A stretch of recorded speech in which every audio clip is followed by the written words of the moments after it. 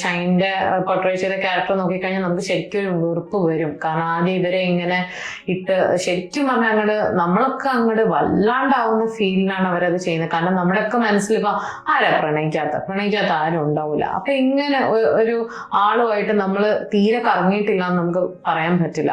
കറങ്ങുന്ന സമയത്ത് ഇങ്ങനെ സാഹചര്യത്തിൽ നമ്മളെ പിടിച്ചു എന്ന് പറയുന്ന പോലെ തന്നെ, പക്ഷെ ആ ഒരു സമയത്ത് അയാൾ ആ സമയത്ത് എത്രയോ തവണ അയാളുടെ കൂടെയുള്ള ആള് പറഞ്ഞു ഇല്ല വിട്ടേക്ക് എന്ന് പറഞ്ഞിട്ടും അയാൾ ഇങ്ങനെ തന്നെ അവരെ ഇങ്ങനെ ചുറ്റിപ്പറ്റി നിന്നിട്ട് ഭയങ്കരമായിട്ട് എനിക്കൊന്ന് മാനസിക പീഡനമാണ് നമ്മൾ ശരിക്കും പറഞ്ഞാൽ അതിനകത്ത് കാണുന്നത്.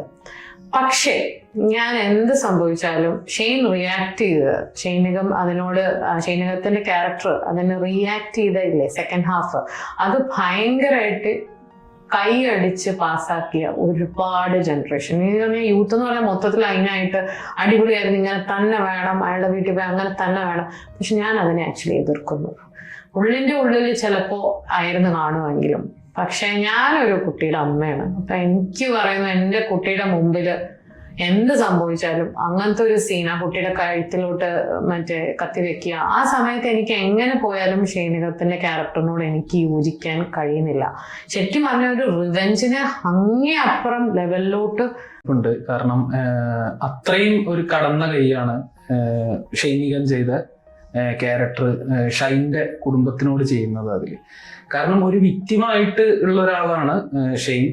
പക്ഷെ അത് അയാൾക്ക് പിന്നീട് അനുഭവിക്കാൻ, അതായത് അയാളുടെ മകളുടെ മുമ്പിൽ വെച്ചിട്ടാണ് വളരെ മോശമായിട്ട് ഭാര്യയും അതുപോലെ തന്നെ കുട്ടിയെയൊക്കെ മുമ്പിൽ വെച്ചാണ് വളരെ മോശമായിട്ട് ഷെയ്ൻ സംസാരിക്കുന്നത്. അപ്പൊ അതൊക്കെ വലിയൊരു ആ കുടുംബത്തിന് വലിയൊരു ഷോക്കാണ് ഉണ്ടാക്കിയിട്ടുള്ളത്. ടിപ്പിക്കൽ മലയാളീസ്, അതായത് ആളുകള് പൊതുവെ സിനിമയിലെ ഒരു ഹീറോനെ കാണണം, അല്ലെങ്കിൽ മുണ്ട് മടക്കി കുത്തി അല്ലെങ്കിൽ വീട് ചവിട്ടി തുറന്ന് പോയി ഹീറോയിസം കാണിക്കുന്ന എല്ലാ നായകന്മാരെയും എല്ലാവരും ഇഷ്ടപ്പെടും, ഭൂരിഭാഗം മലയാളികളും ഇഷ്ടപ്പെടും. സംവിധായകൻ അങ്ങനെ ഒരു അപ്രോച്ചാണ് അതിൽ വെച്ചിട്ടുള്ളത്.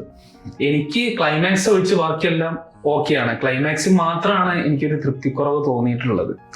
അങ്ങനെയാണ് എനിക്ക് ഡോക്ടർ പറഞ്ഞ അല്ല. പക്ഷെ ഇപ്പൊ ആ പറഞ്ഞ പോലെ റിവെഞ്ച് മോഡിന്റെ കാര്യമാണെങ്കിലും, പക്ഷെ എന്റെ ഇഷ്ടപ്പെട്ടുള്ള ക്ലൈമാക്സിനെക്കാട്ടും എനിക്ക് തോന്നുന്ന എൻഡിങ് ഇല്ലേ, അവള് അവസാനം